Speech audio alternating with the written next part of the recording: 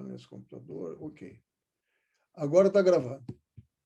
Obrigado por quem lembrou, porque eu já ia esquecer. Bom, esse é o trabalho em grupo, né? Relação de ensino-aprendizagem e memória, um trabalho em grupo. Então, obrigado por terem lembrado, senão nós ia dar aula sem gravar. Então, eu começo essa aula mostrando o último dado que tem de morte acumulada sobre a Covid, né, que foi agora de abril de 2018, acumulado desde fevereiro do ano passado. Então, o Brasil tem aí uma parcela significativa, né, do número de mortes no mundo inteiro, como a gente já sabe.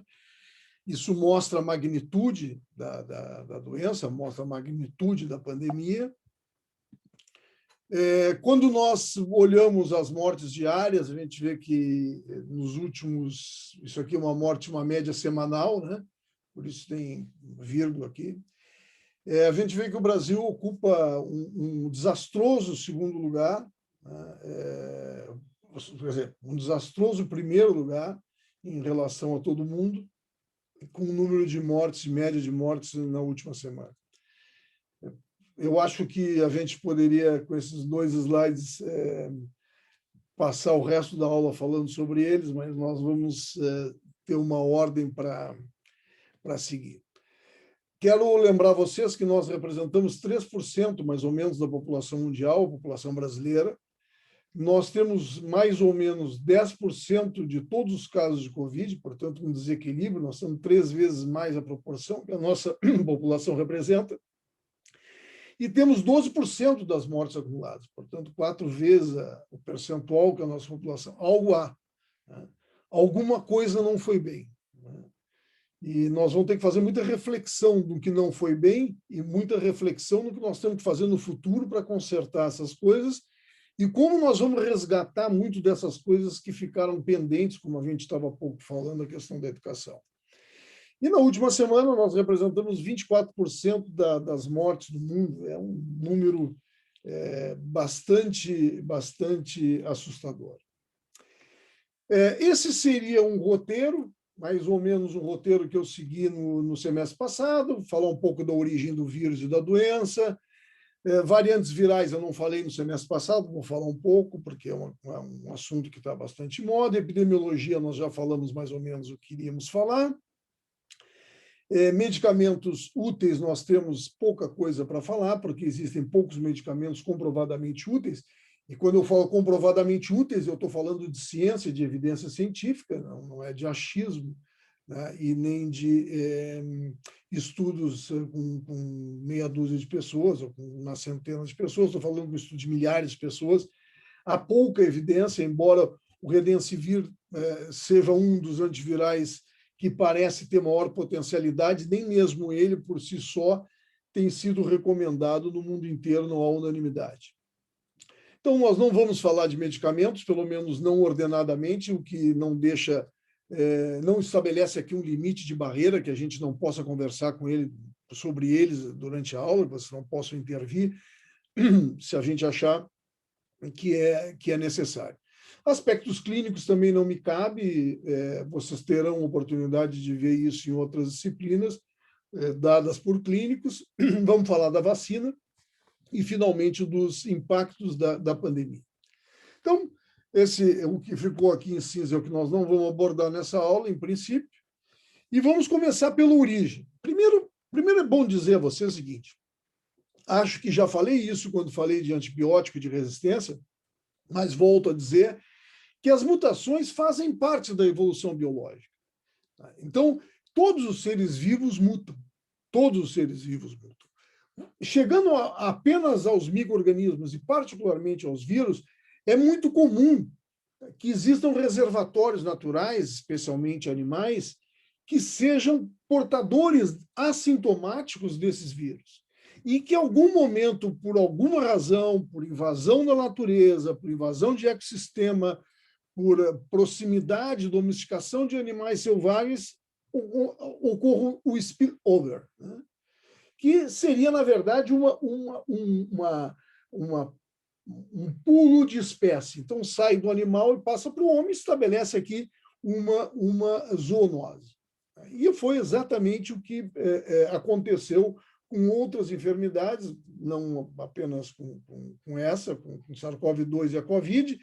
É da história da humanidade que muitas das doenças infecciosas que nos acompanham ao longo da nossa história enquanto seres humanos surgem de uma zoonose. Então, até aí não há nenhuma grande novidade. Quando surgiu a enfermidade em Wuhan,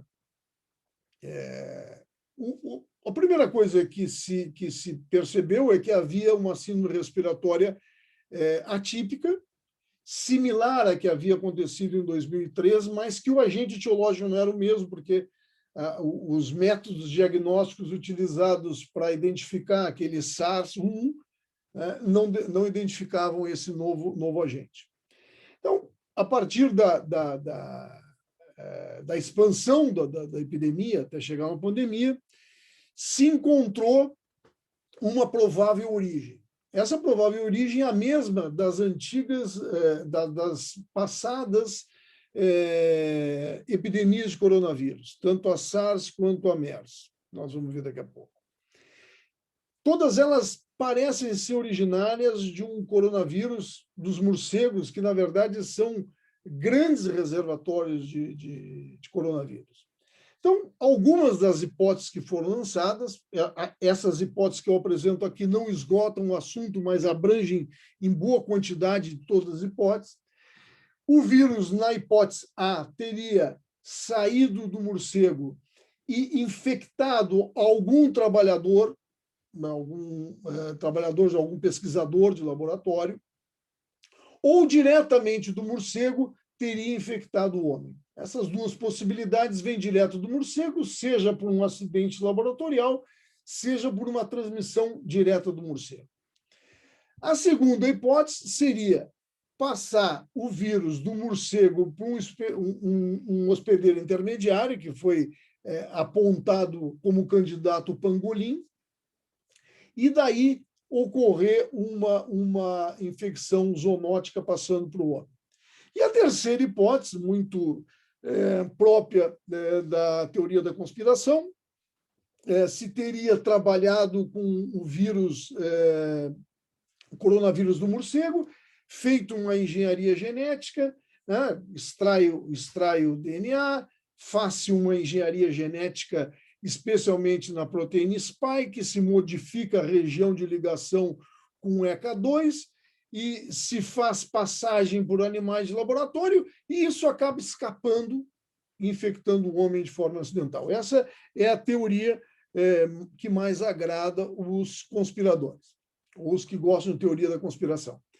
Mas existem algumas evidências que foram apresentadas no relatório da OMS que são contrárias a um acidente laboratorial dessa categoria, como eu citei aqui no último exemplo. A principal delas é o seguinte: o que ordena uma mudança desse tipo num determinado vírus, o que orienta hoje, sistematicamente, são estudos em sílico. Então, se pega bioinformática, software de bioinformática, se faz modelagem de proteína, se faz docking de proteína, spike com ECA2, qual a melhor forma da proteína spike encaixar no receptor, né, no ECA2, e a partir daí, então, se faria uma engenharia, uma modificação pontual nessa spike para torná-la mais efetiva no sentido de transmissibilidade. Acontece que, para azar dos amantes da teoria da conspiração, todos os modelos previsíveis em sílico são muito piores daquele que o próprio SARS-CoV-2, o real SARS-CoV-2, apresenta. Portanto, nenhum modelo em sílico, nenhuma docagem conseguiu fazer uma RBD tão pronta, tão boa, RBD, a parte de ligação da spike com o receptor, tão boa quanto a que foi feita na natureza. Isso depõe quanto à possibilidade de uma engenharia genética e muito mais quanto acredita muito mais a seleção natural. Quando perguntado, um dos pesquisadores que lideraram essa missão internacional da OMS na visita à China, quando perguntado se essa possibilidade estava descartada, ele disse, muito apropriadamente, muito prudentemente, como é próprio dos cientistas e é próprio da seriedade da ciência, que muito provavelmente estaria descartada, mas que ele não tinha subsídios para anulá-la de forma absoluta. Então, essa probabilidade é muito pouco provável, mas não pode ser descartada de uma forma contundente, inclusive porque não se tem uma prova exata, nem como provar exatamente que isso não tivesse saído de lá, mas que não tivesse saído de um laboratório, mas é muito pouco provável que tenha saído. Antes dessa pandemia, o coronavírus, eu relembro a vocês que nós já tivemos duas epidemias, na verdade, não chegaram a se tornar a pandemia, uma que é o SARS-CoV, em 2003, que também teria sido originário, a base dele seria um coronavírus do morcego, que passaria por um animal, o civet, que é parecido com uma raposa, e infectaria o homem. Né? Então, aqui está o civet, aqui o homem.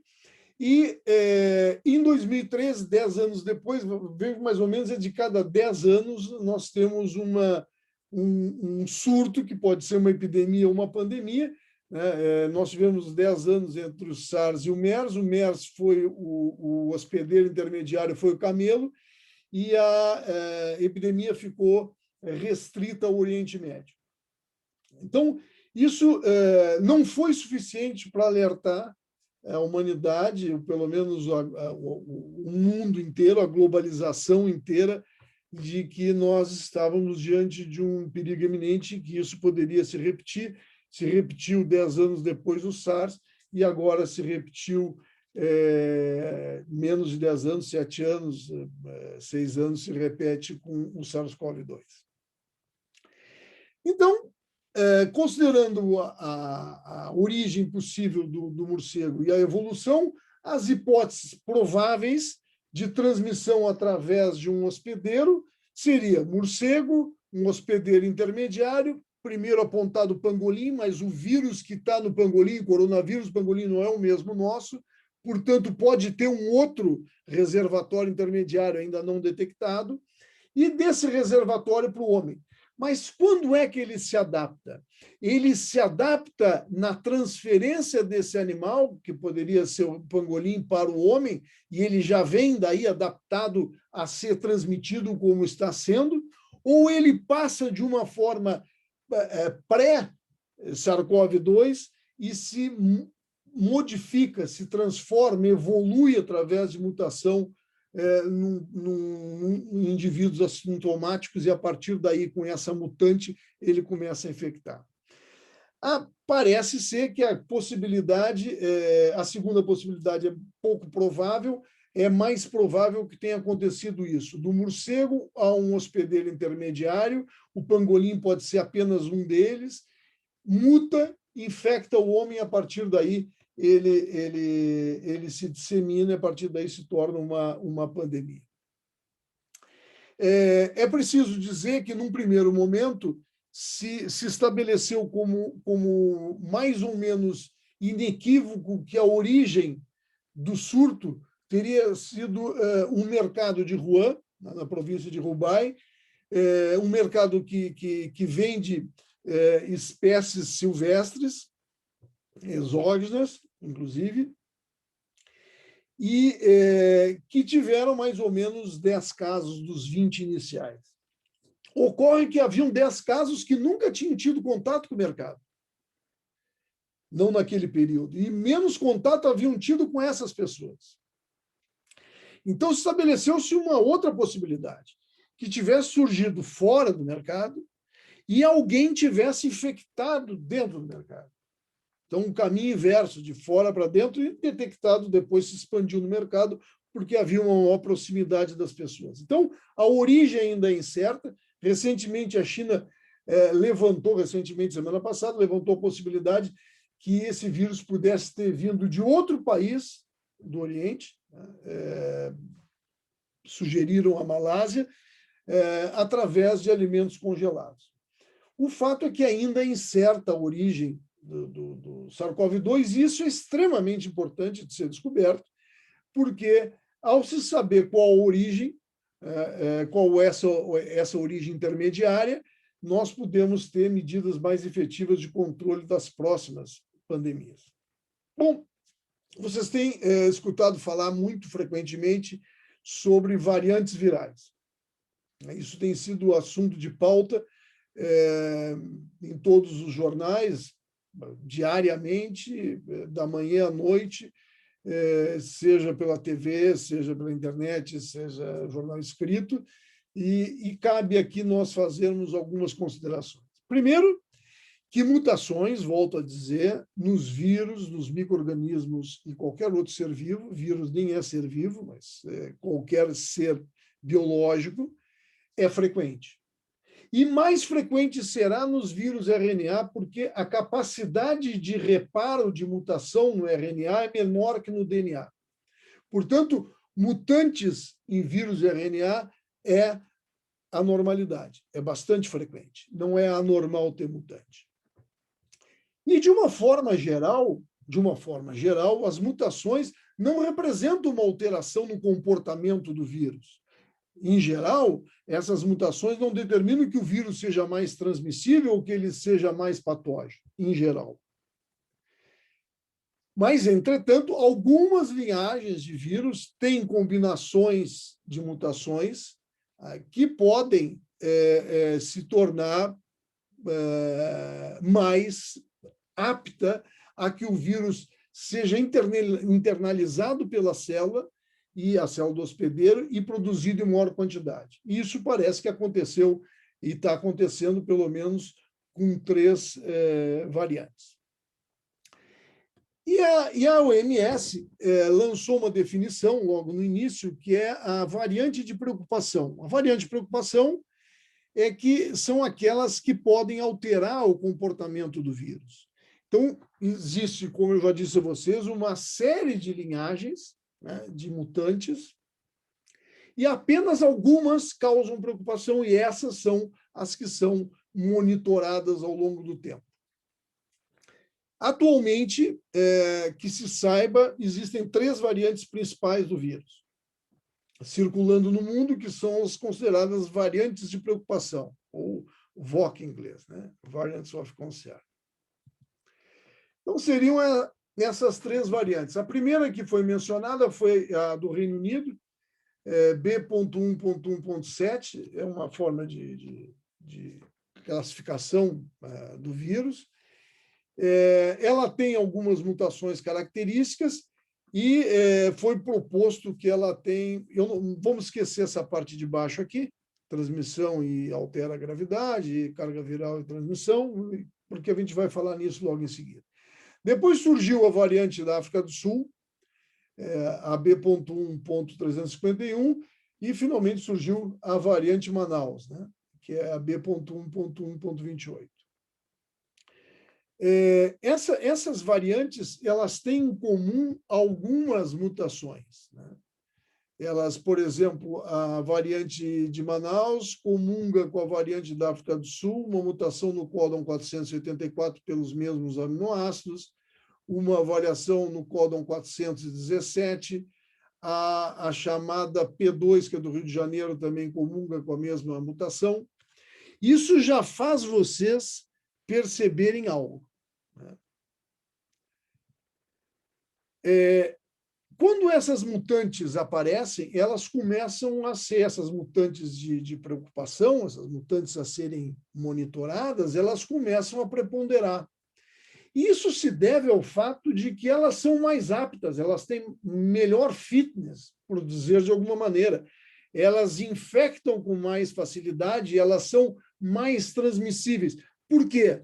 Se atribui justamente pela mutação que modifica a estrutura da proteína spike, especialmente a proteína spike, que facilita, dá maior afinidade a ela ao receptor, e por isso ela é internalizada mais facilmente e produzida em boa quantidade e transmitida mais facilmente. Então, vejam aqui essa distribuição de variantes do Brasil, feita por um boletim do Rio Grande do Sul, com um grupo excelente que está monitorando as variantes aqui, o Ricardo Salvato, o professor Fernando Spike, são pesquisadores de primeira grandeza em virologia, e eles fizeram, periodicamente, acho que semanalmente, eles fazem um boletim pelo Estado e mostram aqui, eu assinalo com a seta, o aumento, o surgimento da P1 em todas as regiões do Brasil, começando pela região norte, que foi onde começou, e depois se espalhando, inclusive chegando já à região sul. Por outro lado, se você esse mesmo boletim mostra que existe uma série de variantes circulando. Ele diz, olha, encontraram uma nova variante. Pode não querer dizer nada, né? É preciso monitorar, sim, é preciso monitorar por uma série de razões. Desde o aspecto epidemiológico de controle da doença, como avaliação de comportamento do próprio vírus em relação à patogenicidade, à gravidade clínica daquela doença. Mas o que eu quero mostrar aqui é que existe uma grande diversidade de linhagens virais circulando no Rio Grande do Sul. Vocês imaginem expandindo isso pelo mundo inteiro. Aqui, novamente, a frequência das 4 linhagens principais no Rio Grande do Sul, né? A P1, P2, B1.1.28, B1.1.33, de acordo com o tempo, né? Agora a P1 parece que vai crescendo aqui no estado. Eu vou falar rapidamente sobre cada uma dessas variantes, depois dessas 3 variantes, depois eu vou falar de uma 4ª. Então, essa variante de preocupação surgiu no Reino Unido. Ela foi detectada em setembro do ano passado, e o que se viu é que ela tem maior transmissibilidade. Como é que se vê que ela tem maior transmissibilidade? Simplesmente porque se vê a preponderância dela. Ela passa a ser dominante onde ela chega. Isso aumenta. Quais são as grandes preocupações advindas disso? A primeira é se ela vai ser mais grave, portanto, vai fazer mais dano a mais gente. Segundo, é se ela vai levar mais gente ao hospital e vai colapsar o serviço de saúde. E terceiro, e não menos importante, se não mais importante, é se essa variante pode burlar a imunidade vacinal. Essa é a grande preocupação. Bom, por isso a vacina, e aí vocês já vão ao outro ponto, por isso a vacina tem que ser o mais rápido possível. A vacinação tem que ser o mais rápido possível. Porque quanto mais rápido você imunizar, mais rápido você tiver uma imunidade coletiva, ainda que não seja plena, mas que seja bastante significativa, menor a possibilidade de você ter mutações. Tá? Então, ela foi detectada em setembro no Reino Unido, tem maior transmissibilidade, e botei em negrito porque não está comprovado, não há uma evidência contundente cientificamente para dizer que ela é causadora de uma doença de maior severidade. O que tem se dito é que, na medida que o sujeito tem maior quantidade de vírus, que o vírus é altamente transmissível, o sujeito se infecta com uma alta carga viral, ele terá a possibilidade de desenvolver, pela carga viral grande, uma maior severidade. Mas nem isso está ainda definido e absolutamente comprovado. Existem vários estudos nesse sentido, mas há ainda uma controvérsia de quanto ela poderia ser e se poderia ser causadora de uma doença mais severa. E a questão do pode escapar dos anticorpos produzidos por algumas vacinas é menos evidente ainda. Tá? E essa é uma evidência mais fraca ainda de que, efetivamente, a resposta causada, a resposta imune determinada pelas vacinas que estão em uso no mundo, possam ser burladas por essa variante viral. No Brasil já há registro dessa variante em vários estados, como já mostrei para vocês. Depois, eu peguei um artigo de uma semana atrás, 12 de abril, em que estudaram um grupo, uma quantidade significativa de pessoas, não sei se vocês conseguem ver aqui o gráfico, aqui vocês têm proporção e população total, né? embaixo vocês têm variante de preocupação e não variante de preocupação, e aqui nas chaves vocês têm a idade dos pacientes, a faixa etária dos pacientes. E essas cores querem dizer vermelho, morte, laranja, doença severa, e laranja clarinho, aqui, salmão, doença não severa. O que esse estudo demonstrou? Que os pacientes infectados, esse estudo é da semana passada, publicado numa revista de importância internacional, no The Lancet, que o estudo feito na Inglaterra demonstrou que a gravidade dos pacientes hospitalizados com essa variante não era muito diferente daqueles que estavam infectados com outras variantes virais. Então, é um estudo que fornece a primeira evidência de que pode não haver uma correlação entre a transmissibilidade e a virulência, ou a gravidade, melhor dizendo, do quadro clínico do paciente. Isso é evidência científica. A variante da África do Sul, B1.1.351, ela foi detectada um mês depois, na África do Sul, também tem maior transmissibilidade e também é possível a diminuição da eficácia de diferentes vacinas. E até então não havia registro dessa variante no Brasil. A famosa P1, a variante de Manaus, ela foi detectada em Manaus, curiosamente, um mês depois da outra, cada mês, curiosamente inteiro, né? Cada mês surge uma. Ela também tem maior transmissibilidade, e foi dito naquele momento que ela tinha capacidade de se evadir de resposta imune de indivíduos previamente infectados com SARS-CoV-2. Como é que eles chegam a essa conclusão? Como é que eles especulam? Como é que eles elaboram essa evidência que ela pode evadir? Isso é um teste in vitro.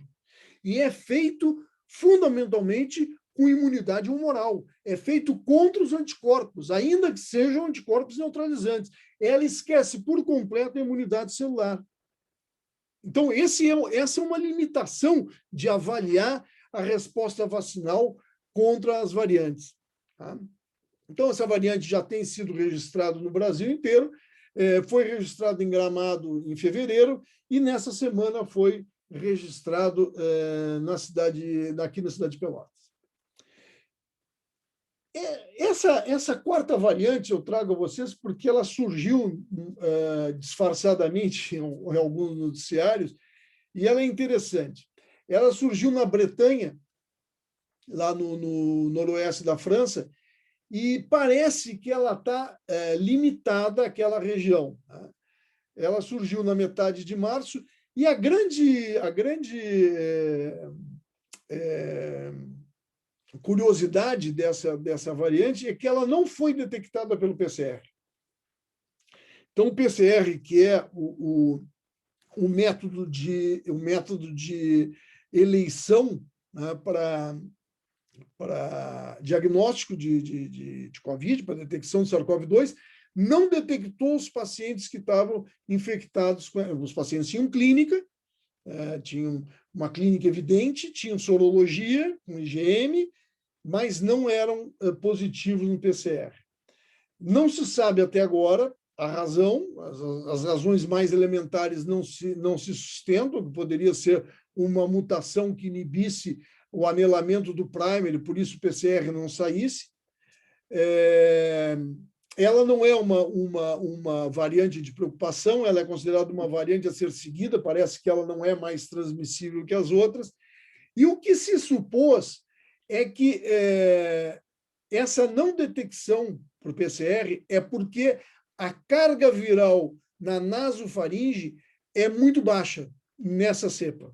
Parece ser que ela invade mais rápido depois que ela infecta.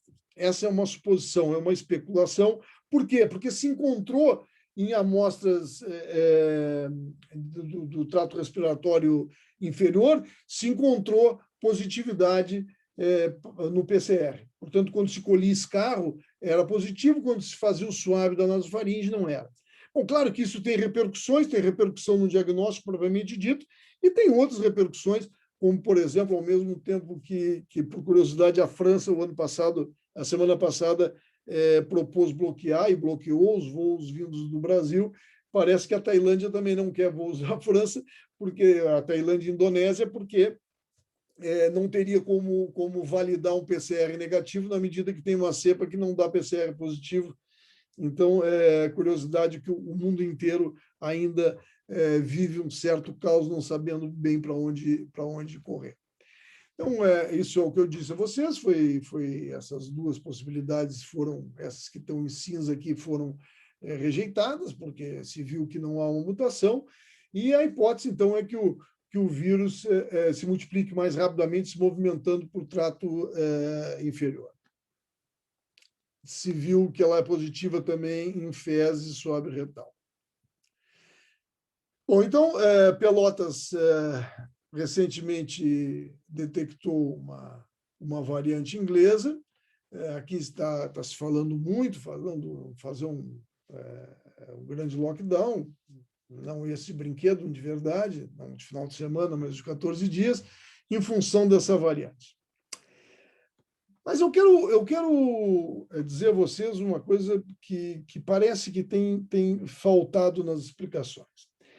Entre todas as classificações de evolução, os seres vivos ou os seres biológicos, para não dizer que o vírus é um ser vivo, podem evoluir de duas maneiras. De uma maneira divergente, quando duas ou mais espécies que são do mesmo ancestral tomam diferenças ao longo do tempo, portanto, elas vão mutando e divergindo, né, a partir de uma mesma origem, e evoluções convergentes.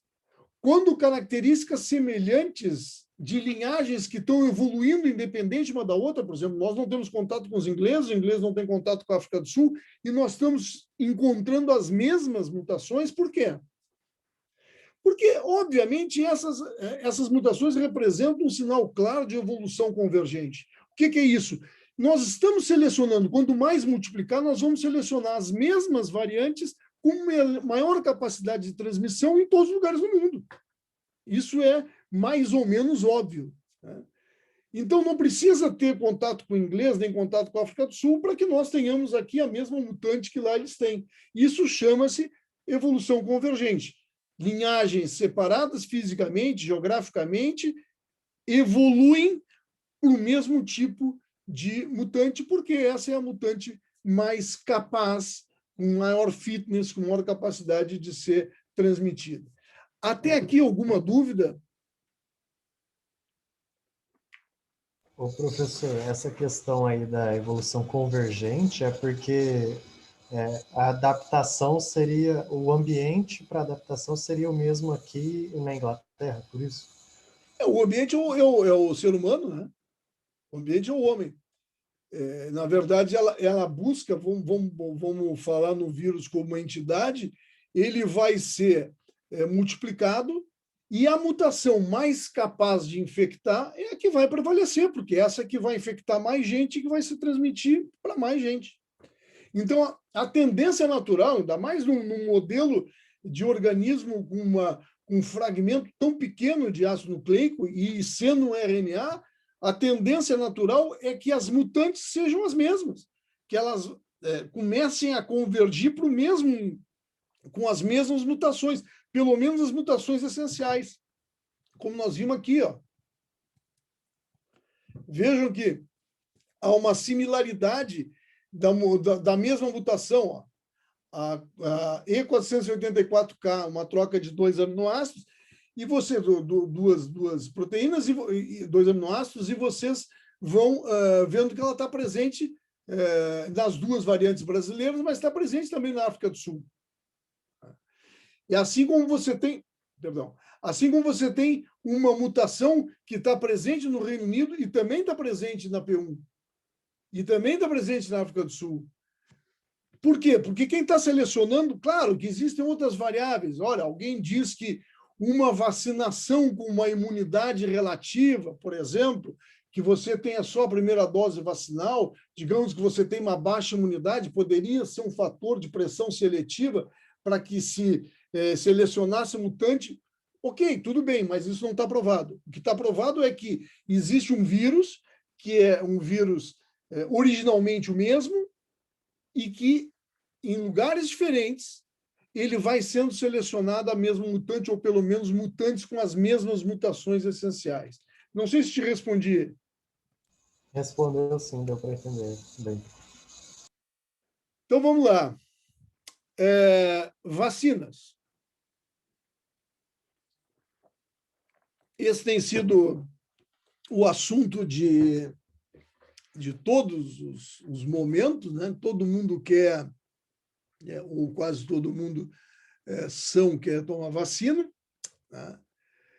Mas a primeira coisa que eu queria destacar é o seguinte: nós temos uma evolução fantástica.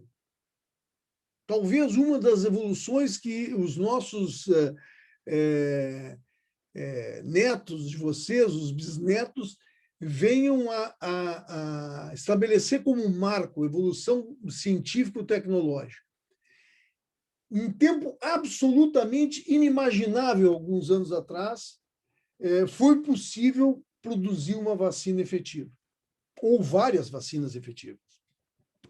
Isso não nasce do acaso, isso não nasce do achar, isso não nasce da alquimia, não nasce de uma abordagem metodológica vazia, não nasce de um desconhecimento científico. Ao contrário, isso nasce de uma consolidada história de construção acadêmica e construção científica. Quando as pessoas falaram, mas como que nós vamos fazer uma vacina em tão pouco tempo, ultrapassando as fases de segurança, fase 2, fase 3? Bom, uma das respostas, além da própria emergência da pandemia, mas uma das respostas a isso é que essas plataformas vacinais, mesmo as inovadoras, como o caso do RNA mensageiro e o adenovírus, já vinham sendo desenvolvidas há mais de 10 anos. O coronavírus, vacina do coronavírus, foi feita em 2003. Portanto, não é tão absolutamente novo, é uma consolidação, como eu mostrei a vocês lá na aula de antibiótico, né, a construção do conhecimento ao longo do tempo. Mas o fato é que a humanidade foi capaz de, em um ano, ter uma vacina para uma pandemia. Isso é notável e inimaginável foi há 20 anos atrás. Então, eu peguei essa não sei se está bem claro aqui para ver, mas eu peguei essa figura, a figura que claro, ela saiu no USA Today, nos Estados Unidos, no jornal, e mostra, então, as vacinas que estão no portfólio americano. Elas não mostram aqui, por exemplo, a Sputnik V ou a coronavírus. Mas, então, aqui eles mostram as duas vacinas de RNA mensageiro, que eu vou explicar daqui a pouco, a da Pfizer, BioNTech e da Moderna, mostram as duas vacinas de vetor viral, de adenovírus, a da Johnson, que está temporariamente suspensa, e da AstraZeneca, a Johnson suspensa nos Estados Unidos e a AstraZeneca suspensa em 2 países da Europa, um deles definitivamente, que é a Dinamarca, e a Novavax, que é uma vacina baseada em proteína. Portanto, essa aqui tem, eu vou explicar agora, mas essa tem o RNA, essa tem o vetor viral levando o gene que codifica a spike, e essa aqui tem um pedaço da própria spike. Qual é a vacina mais usada no mundo? Esse dado eu peguei na BBC, mas eu fui checar, a fonte é Our World in Date, em 10 de fevereiro, está lá mesmo, aqui já está traduzido, eu achei mais simples. A vacina mais usada no mundo nessa data, em fevereiro, era a Pfizer, que está amplamente utilizada nos Estados Unidos e Inglaterra. a Oxford AstraZeneca, que está amplamente utilizada na Europa, especialmente na Inglaterra, a Moderna, que está sendo utilizado nos Estados Unidos, e depois as vacinas da China, como a Sinopharm e a Coronavac, e a Sputnik V, que está sendo utilizada em países da América Latina, como Chile e Argentina. É bom mostrar para que a gente saiba quem produz vacina, né? Onde é que as vacinas estão sendo desenvolvidas. Elas estão sendo desenvolvidas nos Estados Unidos e na Europa, mas elas não estão sendo todas produzidas nos Estados Unidos e na Europa. Tem vacinas dessas aqui, que parte delas está sendo produzida na China e outras está sendo produzida na Índia. Por quê? Porque ali tem plataformas dessas empresas, ou eles terceirizam a produção de parte da vacina.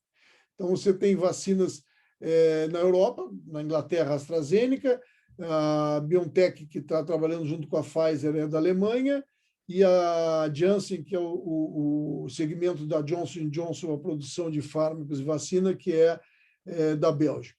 E as outras nos Estados Unidos, a Janssen também tem um braço nos Estados Unidos, a Moderna é americana, a Pfizer produz junto com a BioNTech, que está nos Estados Unidos, e a Novavax. Claro que esse olhar americano está no jornal americano, US Today, e daí eles não falam, por exemplo, das vacinas chinesas, nem falam de outras possibilidades.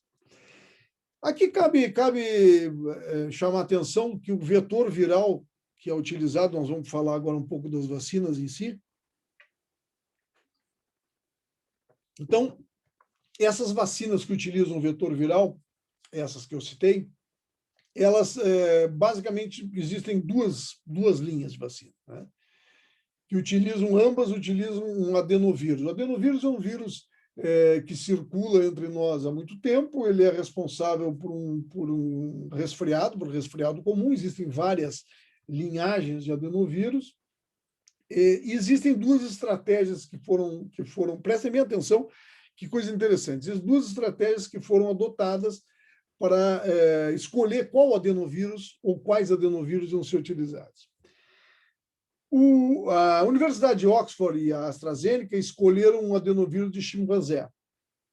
Qual é a lógica? A lógica é que o organismo humano, em não tendo contato com esse vírus do chimpanzé, não reagiria ao vírus. O sistema imune, por não ter visto esse vírus nunca, não reagiria a esse vírus e, com isso, não molestaria o caminho do vírus para dentro da célula e a futura expressão do gene que ele carrega com a spike.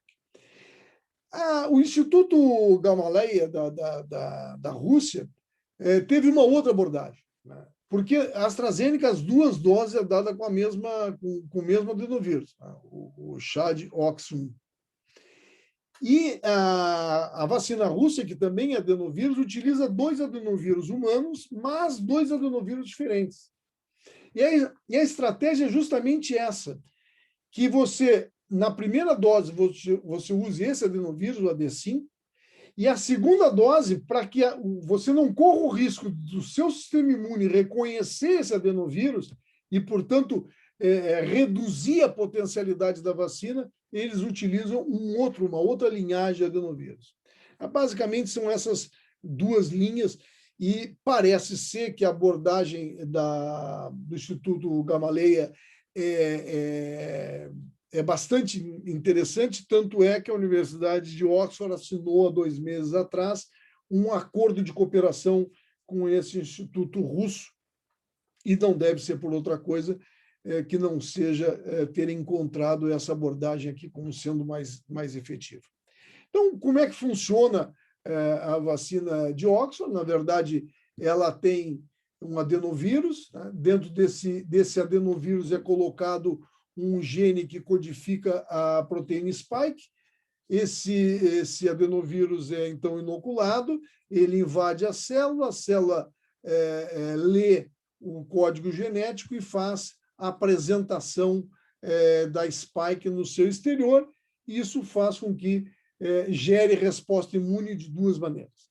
resposta imune humoral, que vai gerar os famosos anticorpos e anticorpos neutralizantes, e a resposta imune celular. Muito tem se falado da resposta imune humoral e pouco tem se falado da celular, e parece ser que as duas são importantes na proteção que a vacina causa. As vacinas de adenovírus já existem há mais de 50 anos, são utilizadas como... Os adenovírus são utilizados como vetores para outras vacinas, como, por exemplo, a vacina para o ebola. Então, não é uma novidade também. Entretanto, algumas síndromes trombóticas, né, têm levado com que alguns países, especialmente da Europa, interrompam o uso da vacina, fazendo uma investigação se esses casos, que são raros, têm correlação com o uso da vacina. O fato é que, há pouco tempo, eu li que nos Estados Unidos, que também interromperam um estudo com a vacina da Johnson, por uma razão similar, a proporção de casos era infinitamente menor, né, do que o sucesso da vacina. Então, a quantidade de pessoas que apresentaram essa síndrome trombótica não eram representativas, e parece ser que no grupo controle tinha tantos casos quanto no grupo que utiliza a vacina. Enfim, a Dinamarca, a última notícia que eu li é que a Dinamarca suspendeu definitivamente o uso dessa vacina. Isso tem gerado uma inquietação. Hoje de manhã eu acompanhava um jornal brasileiro e havia ali uma menção já de resistência de algumas pessoas à vacinação com essa vacina da AstraZeneca, em função dessas matérias. Enquanto essas coisas não são melhor esclarecidas, elas acabam gerando um pânico coletivo que talvez não fosse necessário, nem seja compatível com o risco que a própria vacina causa, né? Porque não está bem esclarecido, e quanto mais tempo se leva para esclarecer algo dessa categoria, mais tempo se dissemina a boataria, mais tempo se dissemina as teorias mais estapafúrdias, e mais acaba inculcando nas pessoas um sentimento anti-vacina que é absolutamente perigoso. A Coronavac, que é a outra vacina que está em uso no Brasil, a gente tem as duas, a AstraZeneca e a Coronavac, é um vírus inativado. Ele foi inativado com uma lactona, a beta-propionolactona, que é um tensoativo de origem natural. Esse vírus, então, ele é inoculado junto com hidróxido de alumínio, que age como adjuvante, e, ao ser inoculado, ele estimula uma resposta imune. O vírus não se multiplica, porque ele é inativado, né? Então, a vantagem teórica dessa vacina é que ela tem o vírus integral, portanto, ela poderia gerar também uma resposta a outras proteínas virais que não apenas a spike, mas parece que isso não tem uma grande, pelo menos até agora, não se encontrou uma grande evidência que essas outras proteínas que poderiam gerar e geram realmente resposta imune, essa resposta imune seria benéfica ou que alteraria, mas o fato é que a Coronavac está sendo amplamente utilizada e parece que os efeitos colaterais da vacina da Coronavac são apenas indisposição no braço, alguma coisa assim, ao contrário da AstraZeneca, que muitas pessoas têm uma síndrome like flu, tem uma síndrome como se fosse um resfriado forte, mas que também passa em um dia, o sujeito já está absolutamente inteiro. E as vacinas de RNA mensageiro, que são plataformas novas, né? Novas em uso, mas há muito tempo que têm sendo desenvolvidas. A mais famosa delas é a da Pfizer, mas junto com ela também foi desenvolvida da Moderna, né? Ela tem o RNA mensageiro que vai dentro de um nanocarreador lipídico. Então, o que você inocula intramuscular é uma solução com nanopartícula lipídica que vai introduzir dentro da célula humana aquele RNA mensageiro e que a célula vai transformar em proteína viral, proteína spike, que vai apresentar essa proteína. Desenvolvimento dessa vacina custou em torno de $1 bilhão. E imagina que 100 milhões de doses deem um retorno de 50% do investimento. Ambas as vacinas são utilizadas em 2 doses, como é o caso da Coronavac e da AstraZeneca, não é o da Johnson, mas a AstraZeneca e a Coronavac, sim. Da mesma forma que a da Moderna, a da Pfizer-BioNTech também é uma nanopartícula lipídica que carrega o RNA mensageiro, inocula na célula e isso gera uma resposta. Imagina que eles propuseram uma produção de 1,3 bilhões de doses até o final de 2021. Isso faz com que aumente a oferta, aumente a possibilidade, o espectro de vacinas possíveis. Antes de avançar para mais 2 vacinas, que ainda não estão em uso, eu queria dizer a vocês o seguinte: há uma expectativa de que se tenha que fazer novas vacinas de tempo em tempo para o coronavírus. Ontem eu li um artigo muito interessante, há um estudo tentando desenvolver uma pan-vacina contra o coronavírus. Seria uma vacina que atingiria tantas partes da spike que acabaria fazendo com que mesmo uma mutante não tivesse sucesso. Mas isso é um estudo, recém está em fase básica de estudo, e o que se espera é que a gente tenha que tomar novas vacinas, seja porque as mutantes prevalentes vão ficar aí e podem gerar uma resposta imune dessas vacinas insuficiente para detê-las, porque a imunidade parece que não é duradoura, então, assim como outras enfermidades infecciosas, tem que se vacinar de tempo em tempo. E aí nós entramos numa questão: é mais fácil você vacinar com uma vacina integral, como a Coronavac, que você tenha que adaptar um novo Coronavac para as mutantes que estão circulando, ou é mais fácil mutar um RNA mensageiro? A plataforma de RNA mensageiro, que é nova, por causa de vacinas, ela parece ser bem mais flexível que a produção de vírus inativado. Então, possivelmente, as próximas vacinas que nós vamos ter em grande escala serão em base ou de RNA ou de proteína, como nós vamos ver a seguir. Então, essa é a outra vacina que está em ritmo de desenvolvimento, que é a da Novavax. Nesse caso, aqui o que nós temos é uma proteína, né? Então, se coloca a proteína direto no organismo, essa proteína também vai carregada por uma nanopartícula, e essa proteína estimula a produção, diretamente a produção de anticorpos.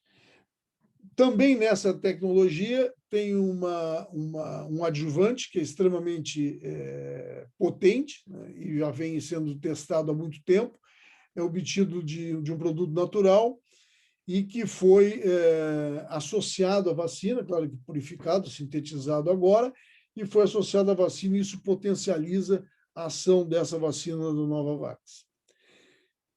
Ontem eu li também rapidamente uma nota que Cuba está fazendo uma série de vacinas, a que está pronta para ser inoculada na população, que acabou de ser aprovada na fase 3, é a Soberana, né, que também é uma vacina de proteína, na região RDB da spike, aquela que se liga no receptor, adsorvido no toxoide tetânico, que vai funcionar como adjuvante.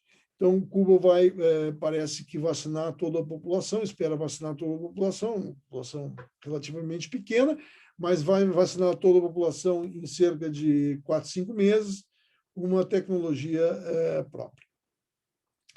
Além dessas vacinas específicas, existem algumas outras especulações sobre vacinas utilizadas para outras doenças infecciosas que podem ser úteis, pelo menos na redução da forma grave da Covid-19. Então, uma delas tem sido estudada, é a vacina BCG, que é utilizada para tuberculose, embora não proteja contra a doença, protege contra as formas graves, especialmente na criança. E, primeiro, se fez uma observação ecológica. Se viu que países que vacinavam com BCG na Europa tinham formas, o número de casos graves era menor que nos países que não vacinavam. Entretanto, esse tipo de observação ecológica carece de maior evidência científica, tem uma série de ruídos aí que não podem ser separados, então era preciso fazer uma avaliação mais concreta. Então, essa avaliação foi feita recentemente com profissionais de saúde da Europa, a maioria da Holanda, e os resultados são significativamente importantes, porque mostram que, efetivamente, a vacinação com BCG pode reduzir, e reduziu nesse estudo, as formas graves da doença em relação ao grupo controle. O grande desafio aqui é que, primeiro, é preciso aumentar o número de profissionais estudados, a quantidade, embora esse estudo europeu seja bastante denso, um número bastante significativo, não me lembro agora se é em torno de 20 mil profissionais de saúde. E, segundo, porque se teme que haja, com o uso indiscriminado do BCG, que haja falta de BCG para vacinar as crianças do mundo inteiro. Então, isso poderia levar a uma escassez de BCG, o que tornaria o uso do BCG como ferramenta para o controle das formas graves de Covid como um fator negativo. Bom, taxa de eficácia das vacinas contra a Covid, vocês já têm, já vou em seguida dizer o que é eficácia e o que é efetividade, mas vocês vejam que há uma grande variação de eficácia, né? A Sinovac teria, entre essas escolhidas aqui, seria a mais baixa, mas a vacina Coronavac parece proteger contra a variante P1, isso foi recentemente noticiado, e nós vamos ver agora um artigo que está no medRxiv, ainda não foi publicado porque não foi avaliado por pares, mas falando sobre isso. Aqui as vacinas com o número de doses, a única vacina que exige uma dose só é Johnson & Johnson. Eu procurei bastante para saber por que a Johnson, que utiliza a mesma plataforma de adenovírus, é uma dose só, mas não encontrei. Provavelmente seja uma questão do adjuvante que eles utilizam. Isso é segredo industrial. Quanto custa cada vacina? E aqui só as americanas, que estão sendo utilizadas nos Estados Unidos. A mais cara delas são as de RNA mensageiro, por isso também grande vontade de vendê-las. E depois as outras são mais baixas. A AstraZeneca, por ter uma associação com a Universidade de Oxford, é bem mais barata.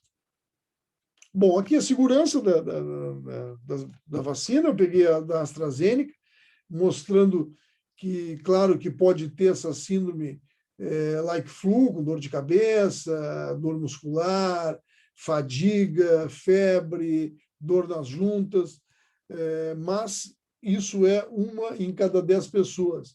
Agora, 1 em cada 1.000 pessoas vão ter alguma forma mais grave, e isso é que tem sido preocupante, tem sido estudado no mundo inteiro. Impacto das vacinas. Israel vacinou com uma dose 61%, 62% da população, depois dos Estados Unidos. O Brasil ainda está lá em torno de 11%, 12%. Israel, eu vou comparar, então, com Israel, né, que é quem está mais adiantado, com acima de 60 anos, a primeira dose já foi dada em 90% da população, isso em fevereiro, hoje já provavelmente toda a população está vacinada, 2 doses, um pouco mais de 80%, provavelmente hoje está totalmente vacinada a população israelense. E a população então, total vacinada, né? Israel está lá com 57%, e casos confirmados depois do estabelecimento da vacinação em Israel.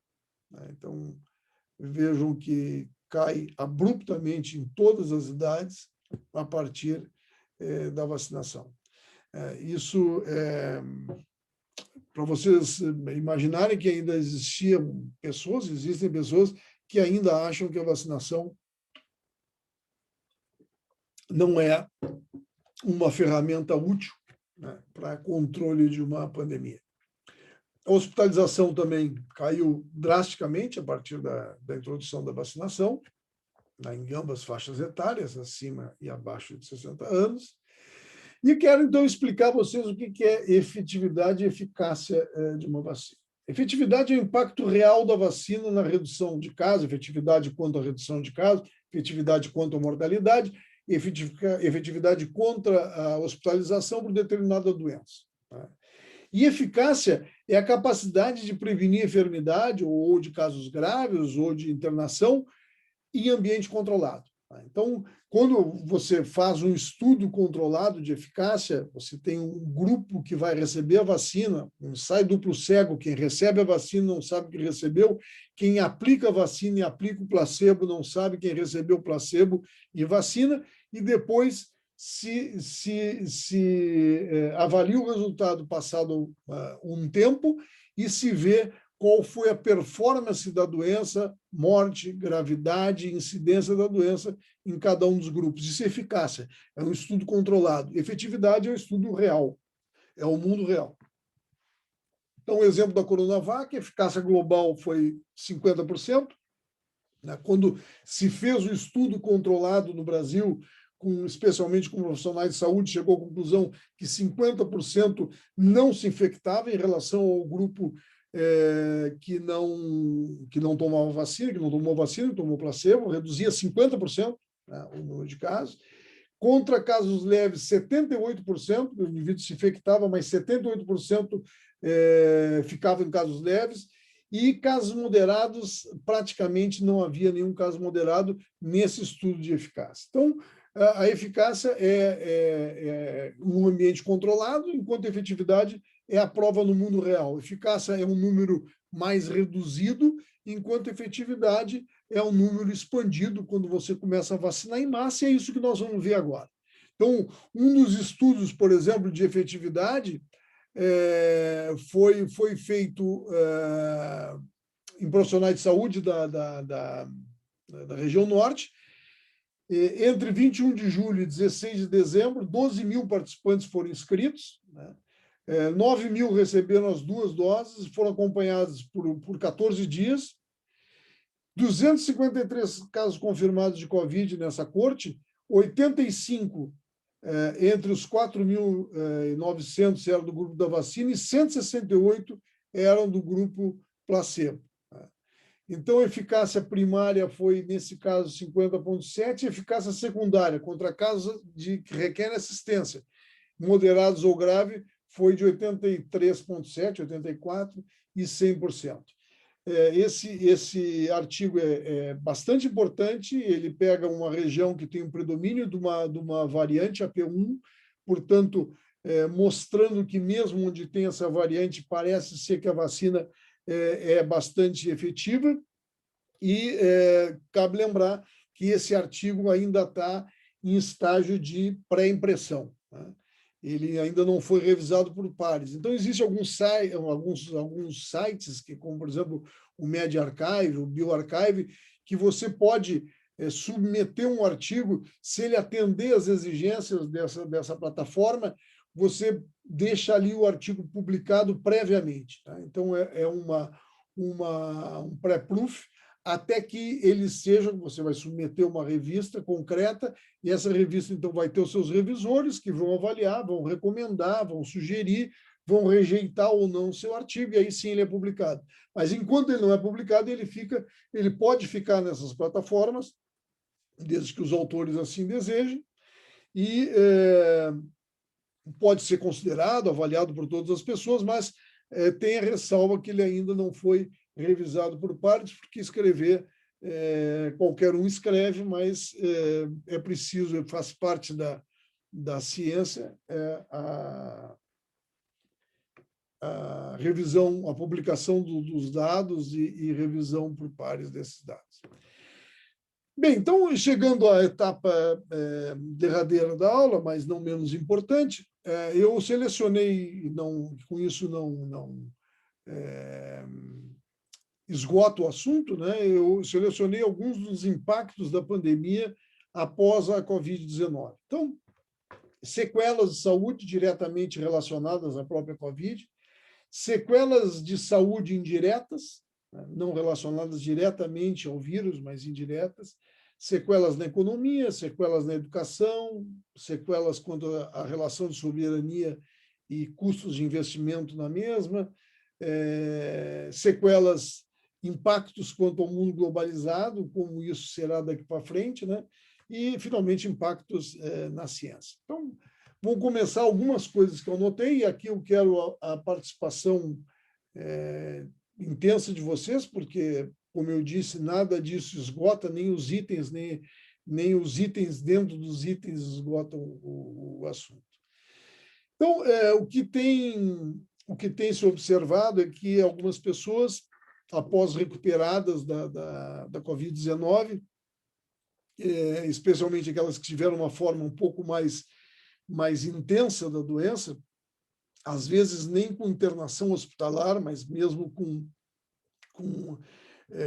tendo ficado em casa, mas tiveram uma manifestação intensa da Covid, permanece algum tempo ainda com fadiga, falta de ar, algumas têm trombose, existem casos de AVC relatados, miocardite, portanto, condições graves, insuficiência renal, algumas insuficiência renal aguda, indivíduos que continuam, mesmo após a Covid, precisando de hemodiálise, confusão mental tem sido relatada, síndrome inflamatória multissistêmica, que é uma síndrome rara que acontece em crianças e tem sido detectada em crianças que tiveram Covid. Alguém gostaria de comentar sobre essas sequelas e acrescentar outras? O que isso representa?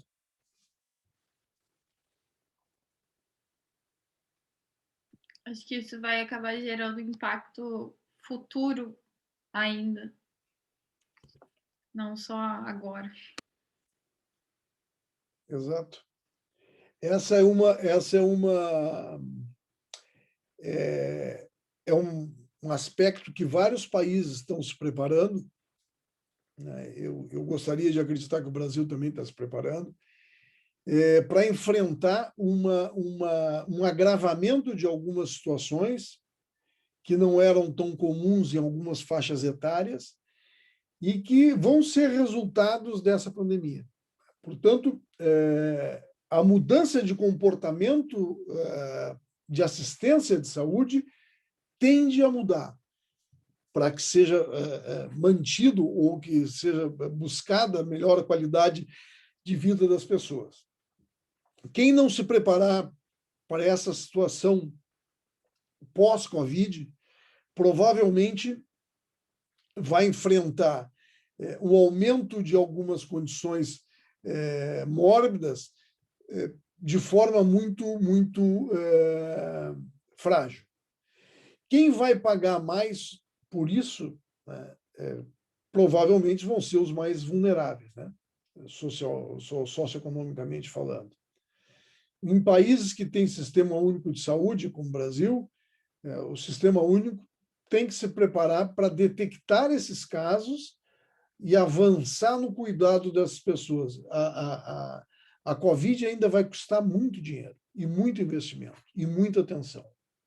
Mas existem outras coisas em relação ao Covid que são importantes. Sequelas indiretas na saúde. Nós vamos ter adiamento de intervenções clínico-cirúrgicas que tendem a se agravar, e vão ter que ser tratadas mais adiante.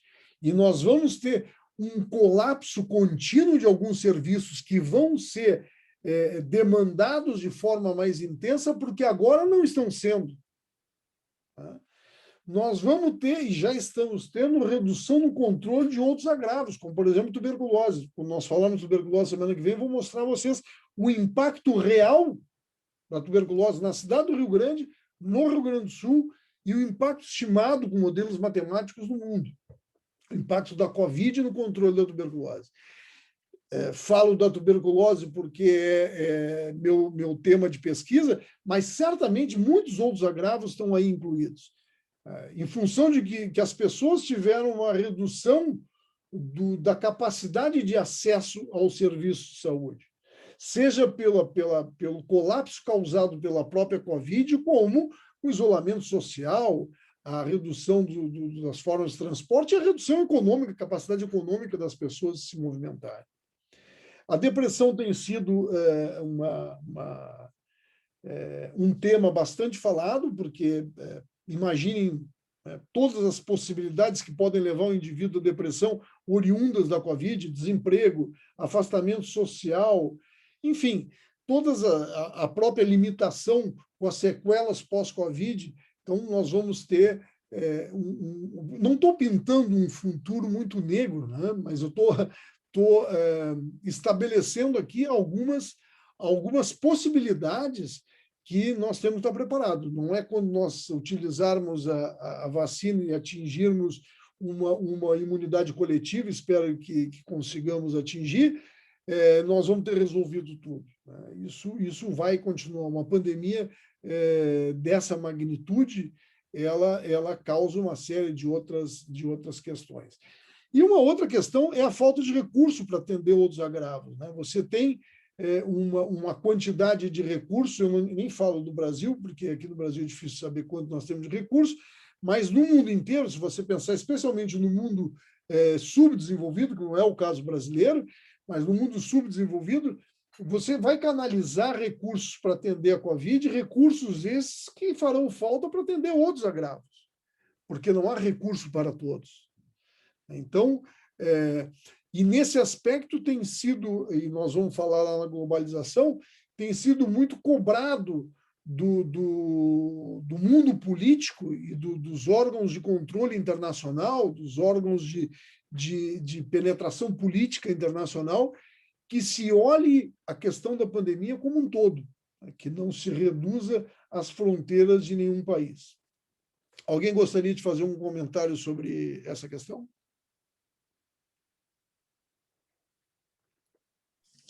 Olha, professor, eu acredito também que a redução em alguns diagnósticos, a falta de procura das pessoas, até mesmo por medo de contrair o vírus, e, consequentemente, diminui o número de diagnósticos e, futuramente, a gente vai ter essa repercussão, né? Porque as doenças continuam se desenvolvendo e se agravando e a gente não tem como manejar já desde o princípio. Então... Sem dúvida. Plenamente de acordo. Eu esqueci de colocar aqui, porque eu disse a vocês, na verdade, essa apresentação não esgota nenhum tema, mas um aspecto também que vai ter um grande impacto, eu não diria que seja sequela, mas um grande impacto na saúde, vão ser as consultas por vídeo, né? Elas foram muito utilizadas, especialmente não para a Covid, mas por uma série de especialidades médicas onde cabe esse tipo de plataforma, e acho que isso tende a permanecer. Então, provavelmente, nós vamos ter um aumento de atendimento por telemedicina. E acho que também, e aí falo de oportunidades, né? Acho que a Covid também aponta caminhos de oportunidade. Utilização de recursos de informática, recursos de comunicação eletrônica, que são subutilizados em muitos lugares, no Brasil em particular. Deverão entrar nesse teatro, deverão participar desse novo cenário. Inclusive porque, com a falta de recurso, e a falta de pessoal e a falta de local, vão ter que se buscar outras alternativas para que se possa estabelecer um equilíbrio tanto quanto possível de atendimento. Um outro aspecto é a questão da economia, né? Não é o nosso caso, nós não somos economistas, mas há uma redução do crescimento econômico global, isso todo mundo sabe, né? Alguns países mais, outros menos. Isso leva a um aumento nas diferenças socioeconômicas, que acaba repercutindo na saúde, há um distanciamento, né? E mudança do modo de produção, provavelmente alguns serviços passam a ter um outro perfil, o tipo de comércio, por exemplo, a entrega de comida, a entrega de bens, tudo isso está sendo feito hoje de forma eletrônica, isso faz com que ocorra desemprego em algumas áreas, pessoas que faziam determinados serviços ou que eram trabalhadores de determinado tipo de comércio acabam perdendo para outro tipo de trabalhador, isso gera um desemprego, e aí leva a uma pergunta que nós não vamos responder aqui, mas eu quero deixá-la aberta para vocês. Se alguém leu o livro do Yuval Harari, que é um israelense, que ele escreveu 3 livros, né? O Homo Sapiens, o Homo Deus e 21 lições para o século XXI. Nesse 21 lições para o século XXI, uma parte do livro, ele faz uma metáfora com a humanidade como se fosse um trem, onde os vagões, os últimos vagões, vão se acumulando de pessoas que não fazem mais parte, digamos assim, da economia ativa, por falta de capacidade, por falta de qualificação, porque a evolução tecnológica os deixou apartado. E a pergunta é inquietante, porque ele pergunta se até quando a humanidade terá a ética, a decência de manter esses vagões atrelados ao trem da humanidade. E esses vagões atrelados significam um custo social, significam um olhar diferenciado. E isso é uma verdade, isso é inevitável, não é conversa política nem conversa de outro mundo, é um mundo real, né? E isso a Covid acelera esse processo. Então, vocês vivem, isso não é ruim, isso tem um papel histórico fantástico, vocês vivem a juventude de vocês num momento que o mundo passará, e já passa, mas passará por profundas transformações. Isso é belo, isso não é nada monótono, né?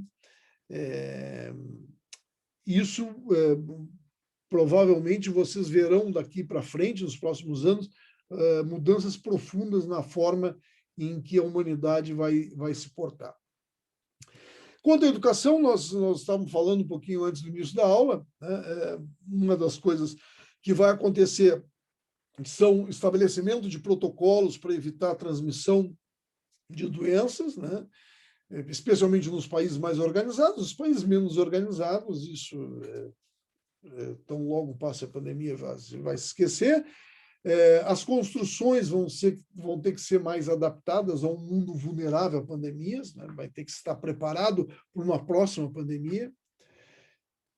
Há um atraso hoje importante na formação, especialmente infantil. Nós estávamos falando na questão de ampliação do curso de medicina e de outros cursos, se necessário for, para que a prática não fique faltando a esses profissionais, mas a formação infantil não há como retroceder o tempo, porque a sociabilidade, a formação da personalidade, é num processo muito anterior, é num processo muito precoce na formação do indivíduo. E isso não tem... Você pode aprender semiologia o ano que vem, você pode aprender clínica no ano que vem, mas você não pode formar a sua personalidade no ano que vem. Então, esse atraso na formação infantil vai ser um aspecto que vai ter que ser muito bem estudado, muito bem trabalhado. Redução de formação de profissionais qualificados, e aí entram vocês e entramos nós, docentes, entramos nós, universidade, entramos nós, sociedade. Quais tipos de profissionais são necessários? Quem os formará, né? De uma maneira geral, mas sob o ponto de vista de saúde, por exemplo, agora se viu, né, alguns políticos, depois já com a corda no pescoço, dizendo, não, vamos aumentar as UTIs, botar mais cama, mais ventilador, mas os profissionais, onde é que estão? Cadê os profissionais necessários para fazer esse sistema funcionar? Quem é que tem que formá-los? Quem é que tem que induzir essa formação? Né?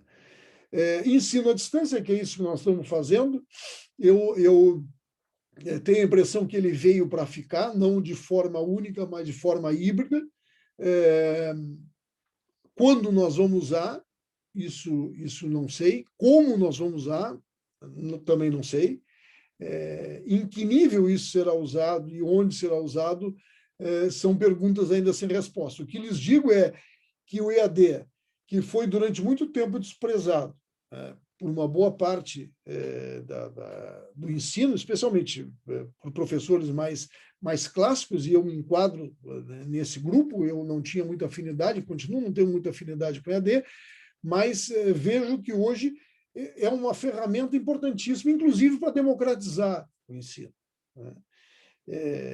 Você pode chegar com o EAD em lugares onde você não chegaria presencialmente. Claro que isso tem um limite, algumas coisas podem ser utilizadas EAD, outras não.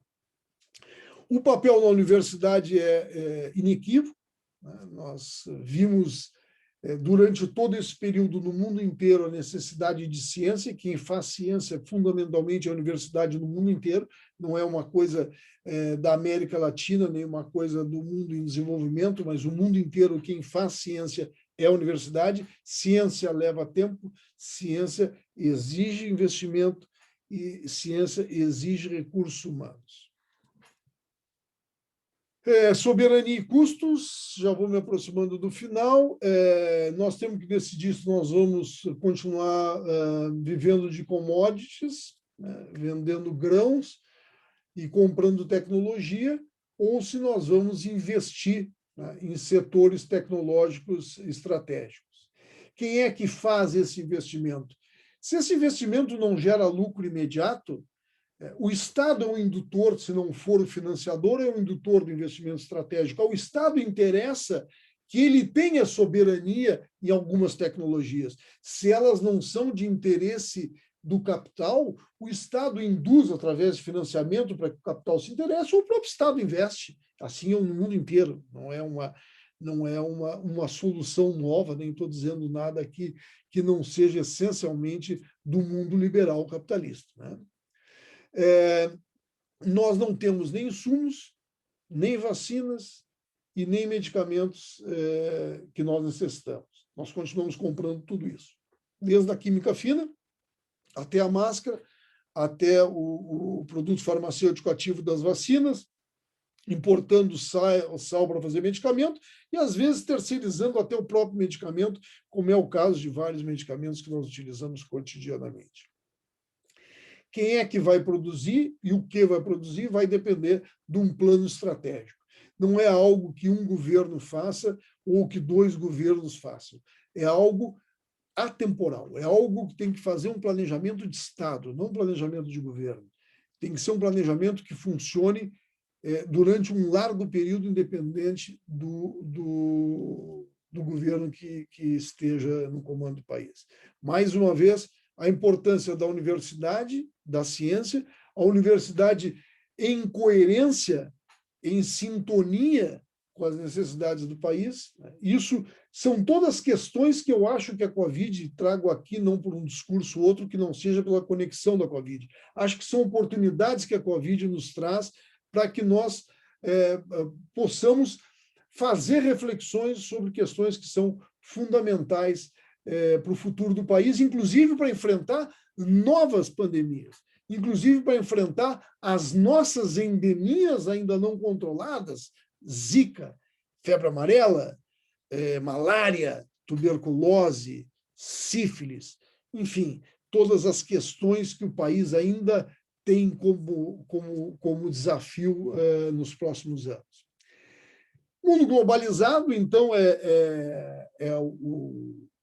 a certeza, né, que num mundo como o mundo plano, plano no sentido metafórico, né, não no sentido da forma da Terra, do planeta, mas um mundo plano de costumes, um mundo plano de trocas comerciais, um mundo plano de transportes rápidos, não vai controlar uma pandemia sem uma solução global.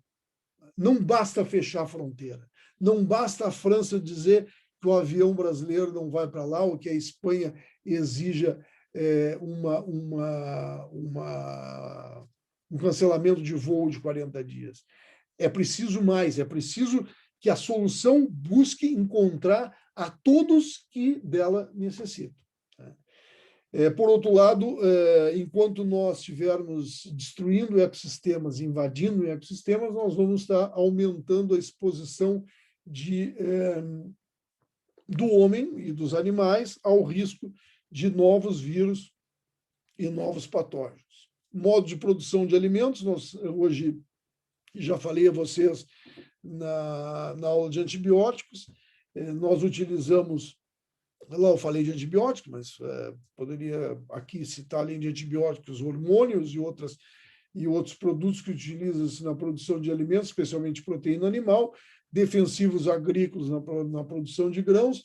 Isso tudo vai minando o meio ambiente e vai gerando a possibilidade de nós criarmos supercriaturas que possam causar o que nós estamos vendo aí com o coronavírus. E, além disso, tem os movimentos migratórios, que são da história da humanidade, que são imparáveis, e esses movimentos migratórios podem ser caminhos de veiculação de novas pandemias e de novos patógenos. Muito bem. Então, essa era a mensagem que eu tinha para dar a vocês em 1h30, e espero não tê-los cansado e que a aula tenha sido proveitosa. Estou aberto a perguntas. Só dizer, professor, que foi muito boa a aula, muito boa mesmo. Muito obrigado. Eu também achei. É muito bom estudar coronavírus, porque é uma coisa que a gente está passando agora, né? Aí a gente consegue relacionar. Foi uma aula bem atualizadinha, foi ótimo. Podia ficar muito mais horas aqui escutando. Muito obrigado. Fiz com carinho. Também passando para agradecer, professor, foi uma aula muito interessante e muito importante também. Queria que muitas pessoas tivessem a oportunidade de assistir uma aula tão boa quanto essa. Muito importante no momento que a gente está vivendo, com tanta falta de informação por aí. E se todo mundo pudesse assistir essa aula, seria muito bom, com certeza. Muito obrigado. Fico lisonjeado com o carinho de vocês e a generosidade dos comentários. Professor, Pois não. eu assisti as lives do Átila e a Marina, não sei se o professor conhece. O Átila e a Marina, sim, conheço. Então, aí teve uma das lives que ele falou que a gente está num pior momento até agora no Brasil, né? Que tende a piorar se não for tomada nenhuma atitude. E aí ele fez meio que uma projeção para o futuro, sei lá, se tudo passa e tudo mais.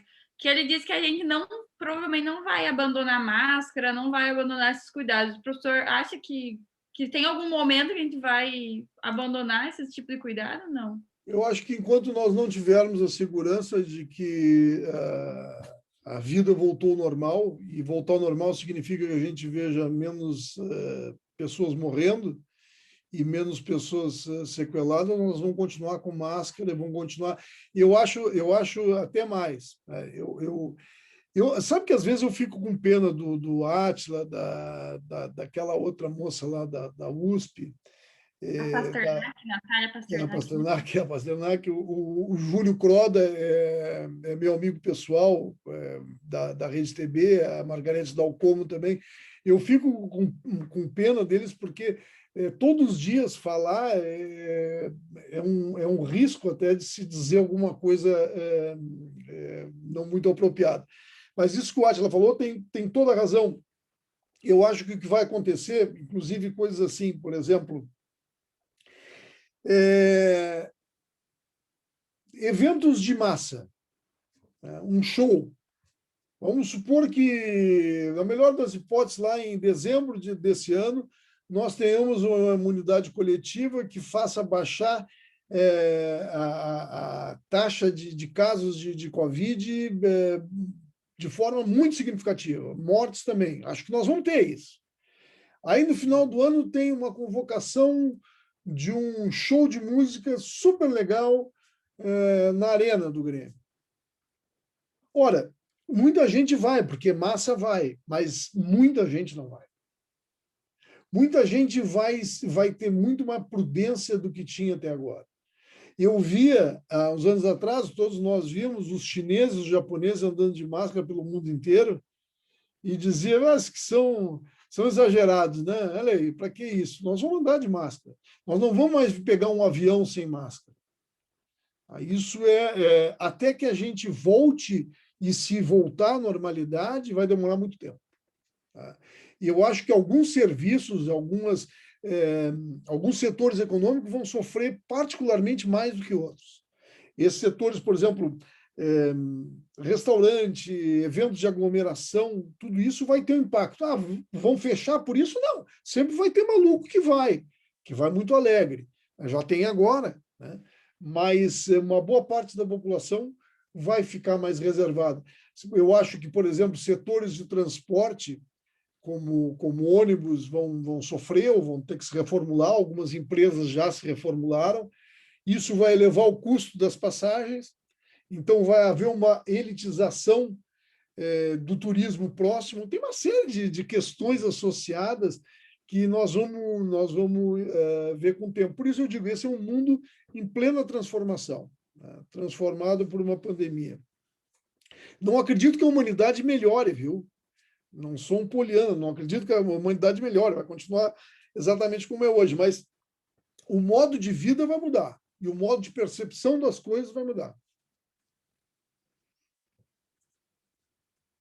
Bom? Professor, me surgiu outra dúvida agora. Antes tu comentou sobre a possibilidade da gente ter que vacinar mais de uma vez para o Covid. Seria como ocorre atualmente para a gripe todos os anos? Ou numa periodicidade? Provavelmente vai ser anual. Provavelmente vai ser anual.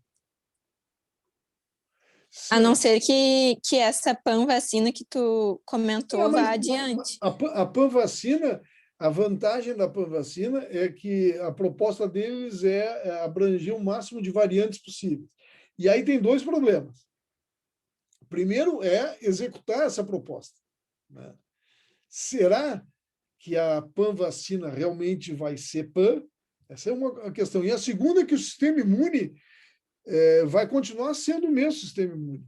Se ele não tem maturidade duradoura, se ele não tem imunidade duradoura, vai ter que ser renovada. Então, de tempo em tempo, você vai ter que ter um booster, você vai ter que ter uma recarga.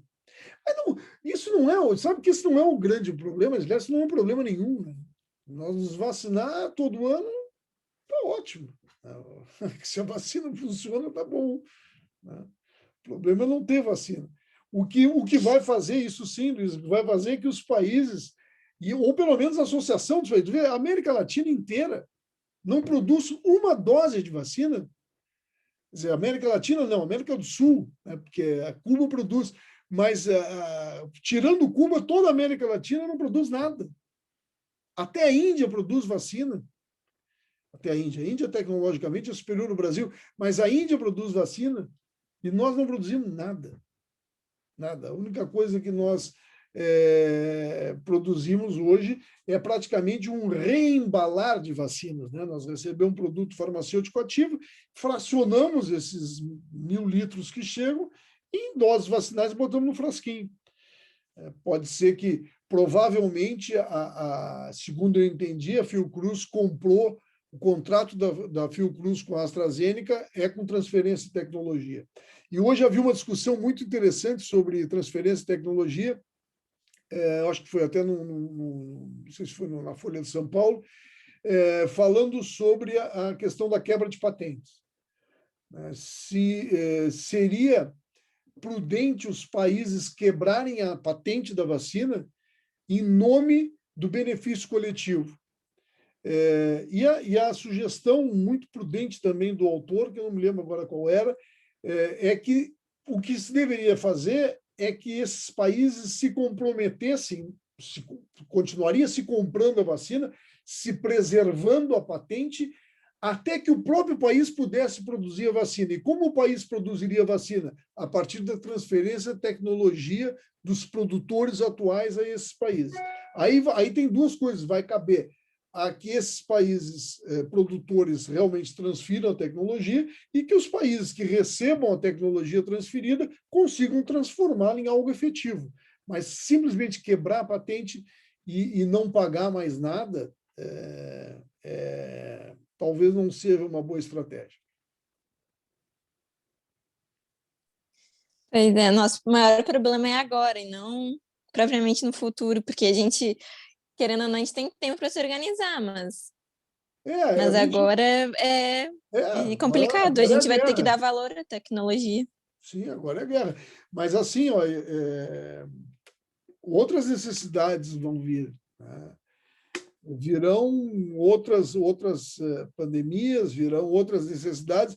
Nós estamos muito atrasados tecnologicamente. E assim, falando por mim e pela universidade, fazendo uma autocrítica que eu tenho feito com outros pesquisadores, nós temos transferido muito pouca tecnologia, de fato, para o mundo real. Na área da saúde, assim, a gente tem uma boa trajetória no nosso grupo de produção científica, mas até hoje a gente tem duas transferências de fato tecnológicas. Uma patente de uma molécula e outra uma transferência de tecnologia de um produto diagnóstico. Não é o nosso métier. Realmente eu não sou biotecnólogo. Mas nós temos uma produção científica importante ao longo do tempo e conseguimos transformar muito pouco dessa produção científica em produto. Em serviço, sim. A gente pega a estrutura de pesquisa, eu vou mostrar depois, na semana que vem, quando a gente falar de tuberculose, nós pegamos uma estrutura de pesquisa e colocamos a serviço do diagnóstico de tuberculose. Ok? Isso a gente faz desde sempre. Mas transformar plataformas em desenvolvimento, pesquisa básica em produto, nós temos 2 casos no nosso grupo. É pouco. E nós não somos, nós somos um grupo pequeno, mas se você for para grupo grande, você for, por exemplo, na UFRJ, ou for na URGS, a área da saúde é paupérrima em transferência de tecnologia para o setor econômico, setor produtivo, como se diz. Isso nós vamos ter que mudar. O que depende disso? Depende de cultura, depende de comprometimento e depende fundamentalmente de investimento. Tá? Quem faz um esforço muito grande, mas com pouco dinheiro, é a Fundação de Apoio do Rio Grande do Sul, que faz um esforço muito grande para transformar ideia em produto e não apenas ideia em conhecimento e produção de artigo, que é super importante, mas não pode ficar aí. Mas a potência de investimento de uma fundação de apoio, de uma FAP, especialmente uma FAP que estava quase quebrada, como do Rio Grande do Sul, é muito pequena. Então, falta dinheiro, falta recurso, falta interesse empresarial, falta política de tecnologia do Estado, né? Cada governo que entra sobe e desce no investimento. Enfim, muita coisa por fazer. Isso aqui é bom. Eu acho que deve ser muito tedioso morar na Dinamarca. Ontem eu vi um filme sobre a Dinamarca, Druk, que vai concorrer ao Oscar. Eu acho que boa parte daquele filme mostra o tédio de morar num país com tudo tão resolvido. O Brasil é um mundo a ser desbravado. Tá bom? Mais alguma pergunta?